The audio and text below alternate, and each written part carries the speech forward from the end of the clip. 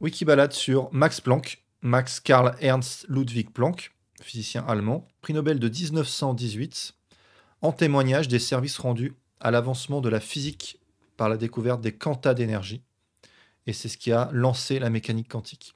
Donc il a fait ça en 1900. La mécanique quantique, ça arrive plus tard, c'est les années 20-27. Voilà les prix Nobel là, de Heisenberg, Schrödinger, Dirac, entre 1925 et 1927. Donc Max Planck, né en 1858 à Kiel, dans le duché de Schleswig. C'est vers le Danemark, non? Ouais, ça a l'air d'être tout au nord, ça. Mais c'est encore en Allemagne, ça ou... Attends, il est né en 58 jusqu'en 64, c'est danois, ouais. Ouais, c'est ce truc-là. Donc c'est dans le Danemark maintenant. Salut Al Gore. Bon, c'est un physicien allemand de langue allemande et il est mort en 47. Max Planck fut donc le voilà, fut l'un des fondateurs de la mécanique quantique. De ses travaux fut conceptualisé l'ère de Planck, période de l'histoire de l'univers au cours de laquelle les 4 interactions fondamentales étaient unifiées. Il fut lauréat du prix Nobel de physique en 1918 pour ses travaux en théorie des quantas. Il a reçu la médaille de Lorentz, etc. Donc il fait ses études à Munich.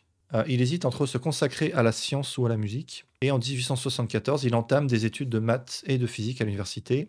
Il a eu Helmholtz et Kirchhoff comme professeurs, très grands noms de la physique du 19e siècle. Salut Ismaël. Et en 1878, il soutient sa thèse de doctorat sur le second principe de la thermodynamique et la notion d'entropie. Ses professeurs ne sont guère convaincus, il passe néanmoins son habilitation en 1881 sur les états d'équilibre des corps isotropiques aux différentes températures. Donc il faisait de la thermodynamique dans ses jeunes années, aboutissant au même résultat que ceux obtenus auparavant par Gibbs.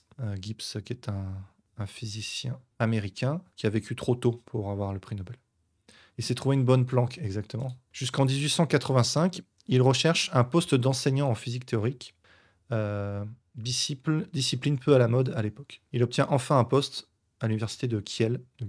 Et à la mort de Kirchhoff, sur recommandation de Helmholtz, il est appelé à Berlin comme professeur adjoint et un chercheur. Donc il poursuit ses études en thermodynamique, en électromagnétisme et en physique statistique. Voilà l'entropie, le second principe, c'est à la frontière entre la thermodynamique et la physique statistique. C'est les deux grands domaines de la physique. Maintenant, de la physique moderne explique la thermodynamique, donc tout ce qui est pression, température, grâce à la physique statistique, donc des moyennes sur les mouvements des atomes. Planck rejette dans un premier temps le modèle atomiste des gaz de Maxwell et Boltzmann. Pour lui, la théorie atomique s'effondrera à terme en faveur de l'hypothèse de la matière continue. Donc c'était la fameuse période où il y avait énormément de débats sur l'existence des atomes. Il se rallie devant l'évidence à l'atomisme à partir des années 1890. À cette même époque, Lord Kelvin identifie le rayonnement du corps noir comme l'un des problèmes à résoudre, et Stefan Boltzmann-Wien s'y attaque, ainsi que Lummer, Pringsheim, Rubens, Kuhlbaum, Paschen, Rayleigh.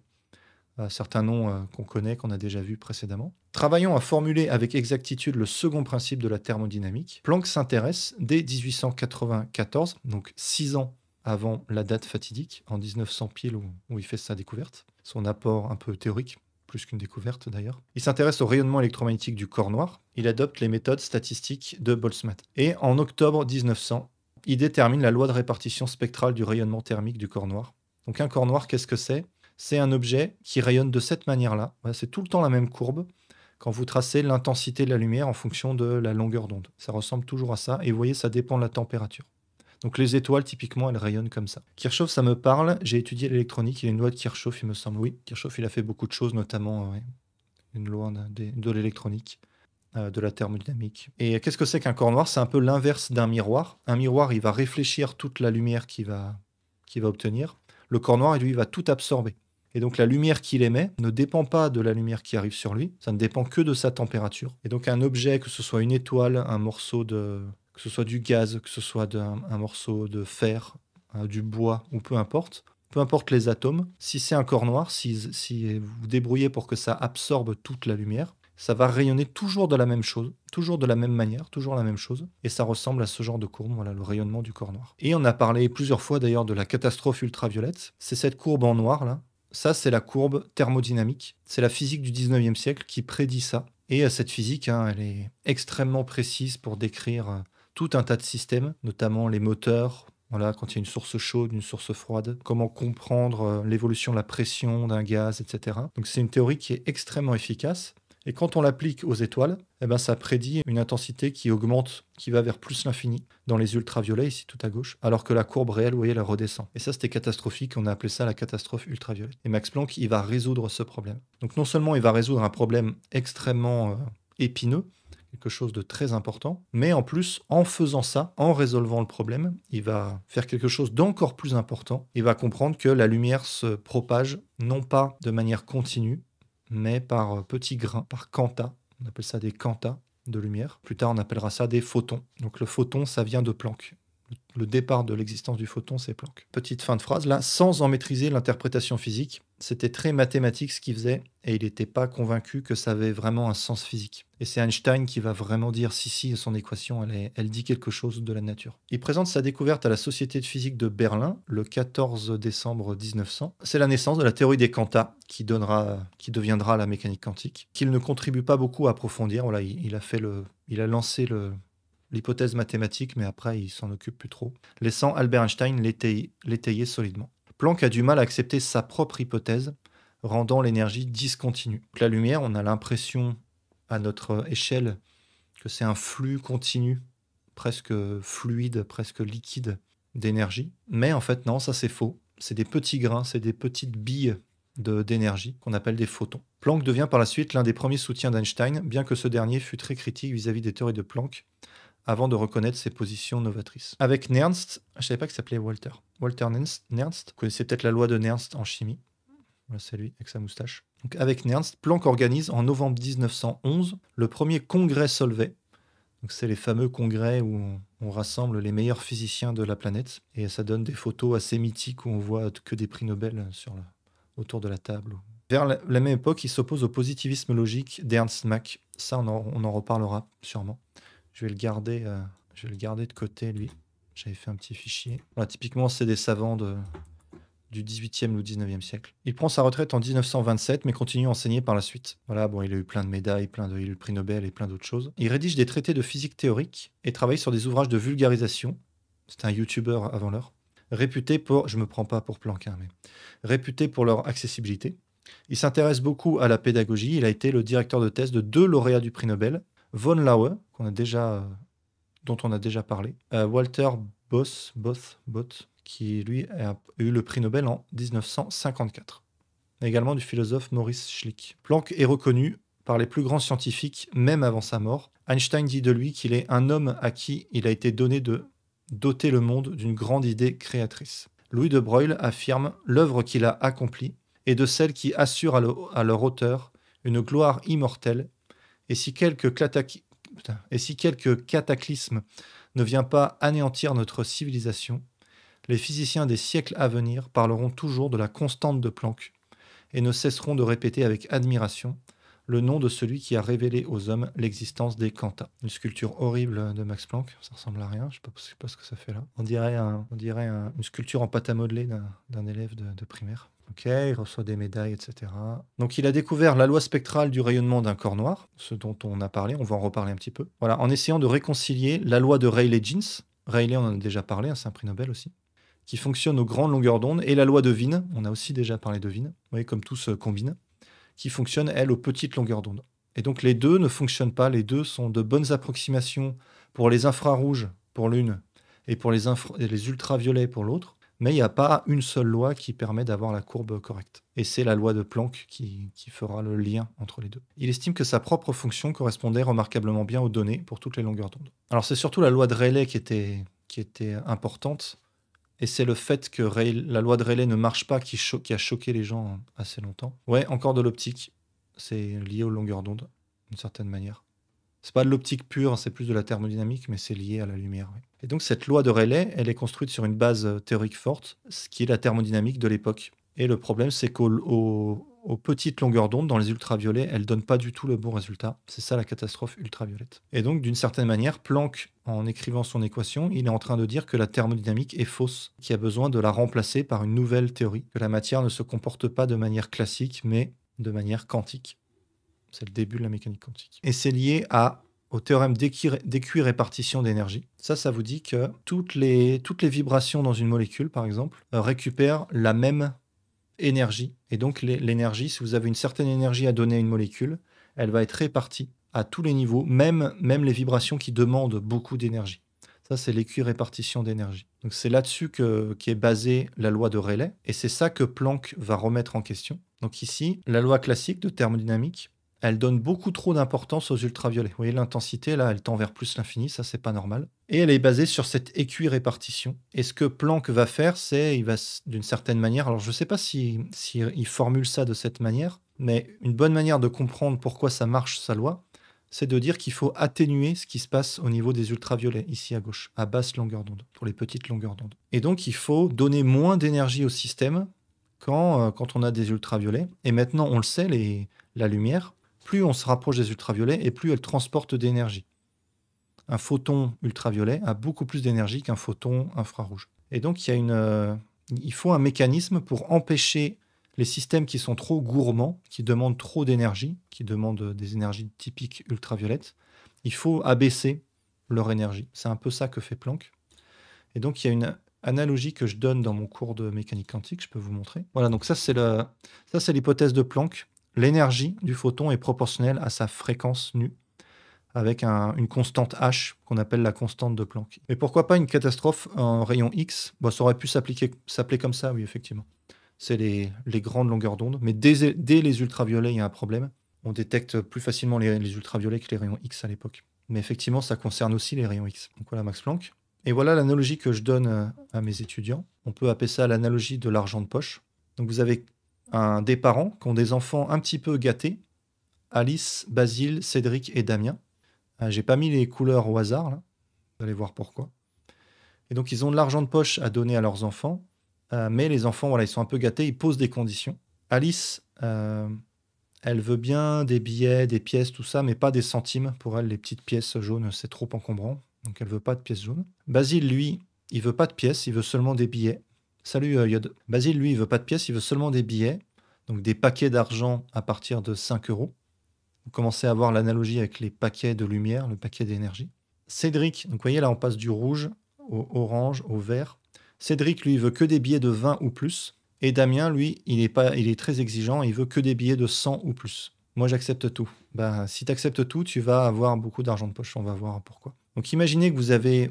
Les parents ont juste 10 euros à donner ce mois-ci. Et ben avec 10 euros, on ne va pas pouvoir satisfaire Damien qui veut 100 ou plus, ni Cédric qui veut 20 ou plus. Donc en fait, il n'y a que Alice et Basile qui vont obtenir de l'argent, 5 euros chacun. On commence à voir l'analogie. Si un objet a peu d'énergie à donner à l'extérieur, typiquement un objet qui n'est pas très chaud, il n'y a pas beaucoup d'énergie de vibration, eh ben il va plutôt le faire sous la forme de paquets de lumière de basse énergie, de photons de basse énergie, donc de basse fréquence, donc plutôt du rouge ou du orange, mais pas trop du vert, du bleu, du violet, de l'ultraviolet. Deuxième exemple, les parents ont 60 euros à répartir.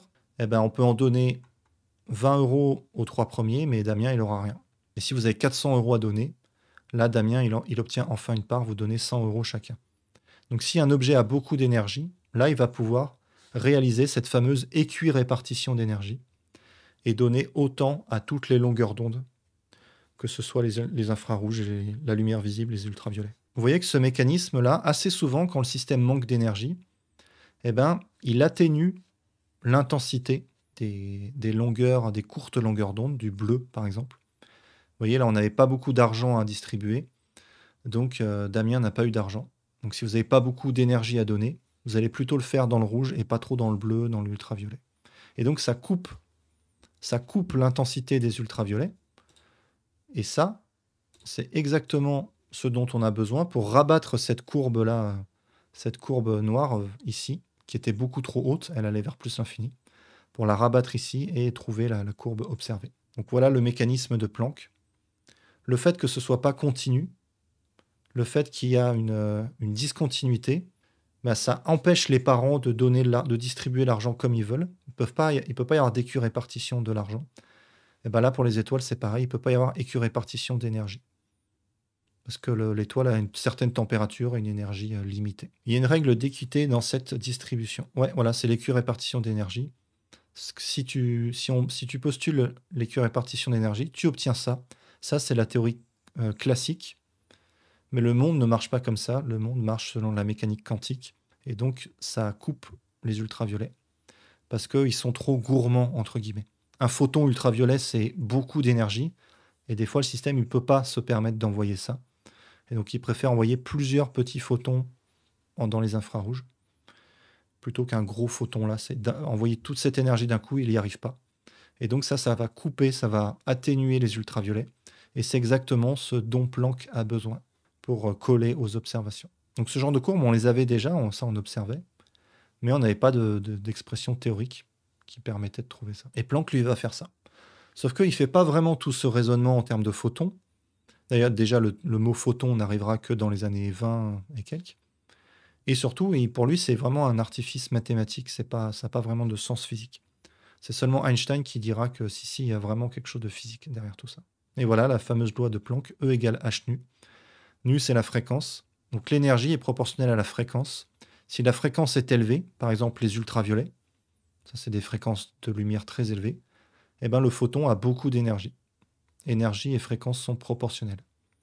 Et à l'inverse, un photon de basse fréquence, par exemple un photon dans l'infrarouge, la fréquence est petite, donc l'énergie est petite.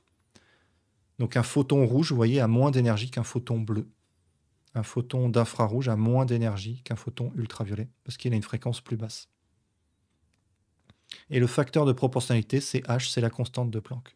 Voilà. N'hésitez pas si vous avez des questions. Bien qu'il soit facile maintenant d'interpréter en termes de quantification de la lumière en photons, Planck ne propose pas cette quantification.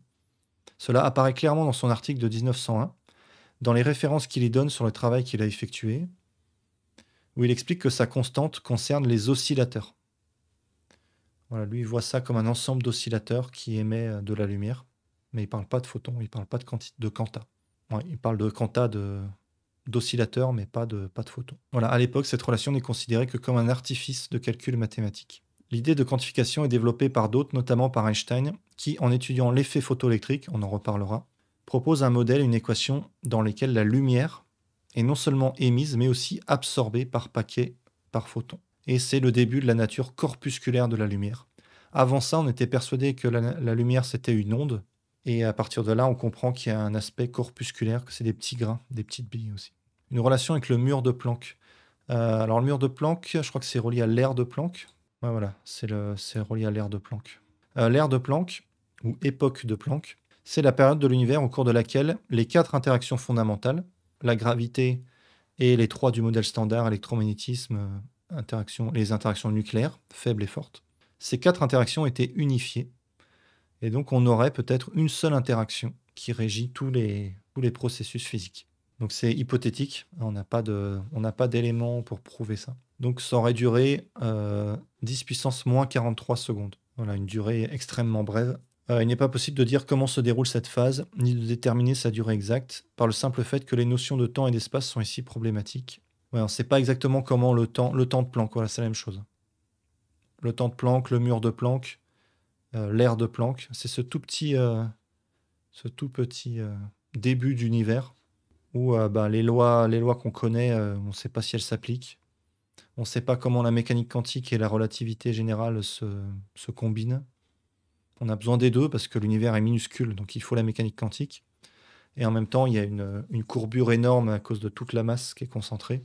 Donc il faut la relativité générale. Et donc souvent, en étudiant le rayonnement issu du Big Bang, on peut essayer d'avoir des tests sur les théories qui essayent les théories du tout, les théories qui essayent de mettre ensemble le mécanique quantique et relativité générale. Voilà, vous avez la longueur de Planck aussi, qui est une toute petite distance, beaucoup plus petite qu'un électron ou qu'un quark. L'énergie de Planck, très grosse énergie. Voilà. Souvent, vous prenez la constante de Planck et avec d'autres grandeurs standards, d'autres constantes de l'univers, vous essayez de fabriquer quelque chose qui est homogène à une durée ou à une énergie. Et vous tombez sur des choses extrêmement petites ou extrêmement grandes. Voilà, donc ça, c'est étudié dans les théories du genre théorie des cordes, gravité quantique, etc. Mais c'est très spéculatif et c'est pas très scientifique encore. On sait pas trop à quoi ça correspond. Voilà, donc ça a donné lieu à la théorie des quantas. On pourra reparler de ça quand on fera l'effet photoélectrique. Il y a eu tout un débat pour savoir si la lumière c'était une onde ou une particule, un ensemble de particules. On répondra à cette question. Souvent, la réponse qu'on donne, c'est les deux. C'est pas incompatible. Mais c'est une question qui est encore un peu posée, notamment avec le problème de la mesure. Vous avez une onde qui passe par exemple par les fentes de Young. Vous avez déjà vu ça? Je pense des fentes de Young. Donc là, on commence à parler de mécanique quantique. Bon, ça, c'est une expérience qui est faite depuis longtemps, hein, depuis le 19e siècle, voilà, 1800 même. Et vous avez des interférences si la lumière passe par deux trous. Et donc, il y a des interférences, donc c'est ondulatoire. Vous avez une onde qui interfère avec une autre onde. Il y a de la diffraction, ça c'est ondulatoire aussi. C'est une onde qui est diffractée. Mais vous pouvez, c'est la partie qui est ici, là. Vous voyez, c'est plein de petits points, là. C'est soit les électrons, soit les photons qui ont été récupérés sur l'écran. Et donc, c'est un point, c'est un clic, c'est une particule, c'est une petite bille, et donc c'est une particule. Donc, il faudrait savoir, c'est une onde ou c'est une particule. Voilà, toute cette question-là, elle n'est pas encore totalement réglée. Elle est reliée à la question de la mesure. Qu'est-ce qui se passe quand on fait une mesure? Est-ce que l'onde s'effondre et est rassemblée en un seul point d'un coup? Paraît bizarre. Voilà, c'est des questions des fois pas tout à fait physiques et un peu plus philosophiques. On reparlera de ça une autre fois. Voilà, c'était la Wikibalade sur Max Planck. Donc là, on attaque la mécanique quantique. On rentre un peu dans le dur. Donc après, Stark, pareil, lui, c'est utilisé en mécanique quantique. Ça permettra de reparler des raies spectrales. Et après, Einstein, Bohr. Voilà, là, on commence à avoir vraiment des noms reliés à la mécanique quantique.